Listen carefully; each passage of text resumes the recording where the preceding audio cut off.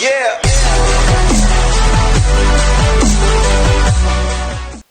Hey everyone, welcome back to the channel. Got another movie review for you. Haven't done one of these in a couple weeks, but today I want to take a few minutes to talk about The Woman King, directed by Gina Prince-Bythewood, starring Viola Davis, Thuso Mbedu, Lashana Lynch, Sheila Atim, and John Boyega.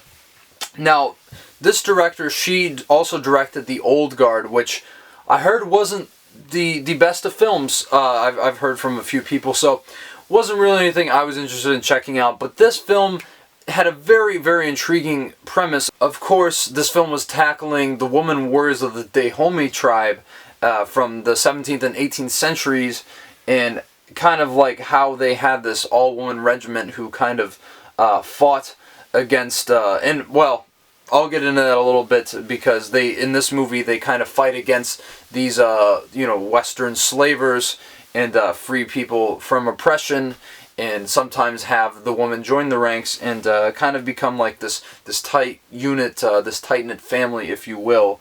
There's a lot of controversy with that, because obviously this movie is very historically inaccurate, and I will get into that in a little bit. But first, I want to say a movie like this would have never been made before Black Panther. I don't think Hollywood would have thought a film about all black woman warriors attacking these men would have been a good idea before. And it's great to see something like this in this vein, because obviously a very specific group of people, an often marginalized group of people, finally get to see themselves represented in a very strong and empowering way. And I think that's one of the best aspects about this movie, despite the historical inaccuracies.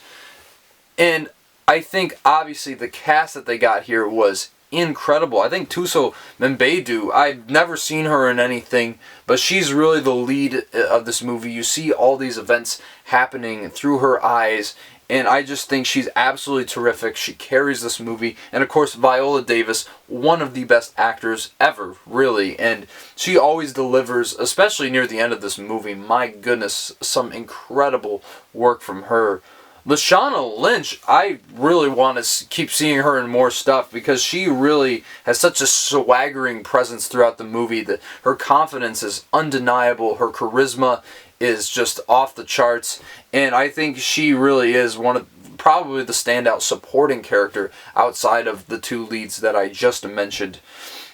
And of course, it's great to see John Boyega in more roles after Star Wars, because he has proved in the past few years that he's a really, really talented dude, and he kind of plays the king of this African village and tribe, and he has a bunch of concubines, like all this stuff. But the scenes that he's in, he's not in the movie too often, but he does do a very, very good job in the role when he does come on screen. Now, this film also, I think, has some really great world building of the this kingdom that they present, and it feels very, very rich culturally speaking. And I think, though the set may seem a little bit limited, I don't think it was shot on a green screen or anything like that. But I do feel like the way they show these training rituals, which are actually quite brutal to watch in a lot of ways, like they put them through some stuff. And the thing that's also very impressive about this movie is that all of these actors learn how to do these stunts. Like, you see Viola Davis out there kicking some guy's ass, like she's actually doing it. She's jumping and doing twirls and stuff. I mean, really, the work that they put in from the technical end of these practical stunts is really, really commendable. And I just wish that the editing, I feel sometimes kind of detracts from that, because there's a bunch of quick cutting, and I'm not really sure as to why. That's definitely one big negative I have with this movie. But I think the reason that this film works so well, besides the elements I already mentioned, is the character work. It's always focused on, well, okay, not every single character is amazing, but the ones I mentioned first, the first three, and then some, especially Sheila Atim's character, who's kind of like the second-hand woman to Viola Davis. She offers a lot of emotional support throughout the movie, and every time she's on screen, she's great too. I think focusing the story on those four characters in particular is what really grounds this film and makes you root for them emotionally. There's a lot of interesting stuff going on thematically and emotionally in this movie, and I really commend it for that because it makes the ending that much more impactful. Now, when it comes to the rest of the themes in this movie and the historical inaccuracies, because when I came out of this movie, I was like, I really, really like this movie, but I don't quite love it.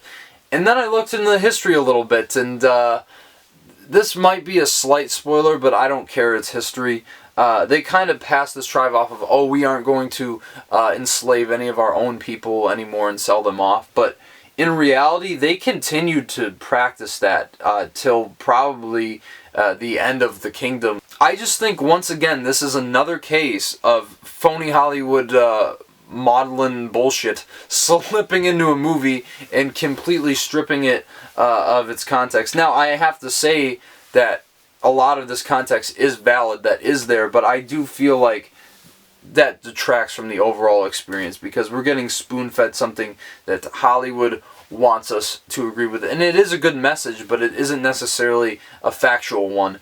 And I have to knock off some points from the movie for that. But overall, I think, you know, it's a very empowering movie to watch. And it's just great, as I said, to see people be represented like this. You know, go take your girls to this. It is something that they're going to want to see. But, of course, you have to be aware of the history. And for me, as I said, it takes off a little bit from my overall score that I'm just about to give.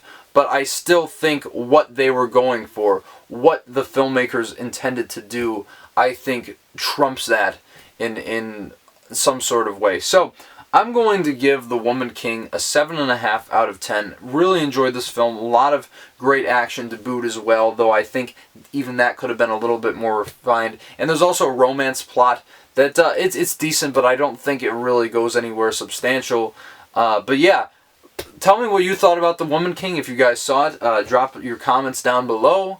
Let's start a dialogue. Let's have a discussion. What do you think about the controversy? Is it warranted? Do you think it affects the movie overall? And if you like what you're seeing here, please smash that like button. Subscribe to the channel. Got some reviews coming down the line, of course, for Pearl. Cannot wait to talk about that one. And, of course, obviously the ongoing series, Top 80 Albums of the 80s. We're reaching the end, guys, but we're not quite there yet. So stick around with us and see what comes out on top. And, yeah, guys, until the next video, take it easy.